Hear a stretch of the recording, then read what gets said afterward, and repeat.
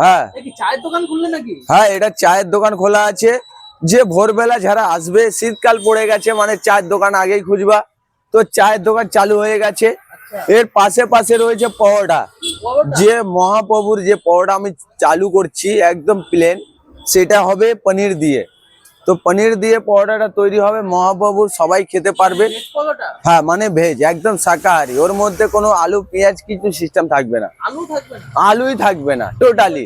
তোমাদের খালি পনির, পনির পুর দিয়ে তৈরি হবে, একদম তোমরা খেলে একদম সুস্বাদু লাগবে। চা কত করে এখানে? চা এটা 12 টাকা আছে।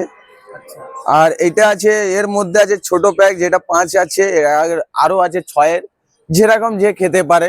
বিস্কুট বিভিন্ন ধরনের আছেই আছে। হ্যাঁ, আর এখানে আরো যে বিরিয়ানি চালুও আছে সাবিরের। আর আমার পাশে পরোটা দোকান, এনি টাইম চলে এসো।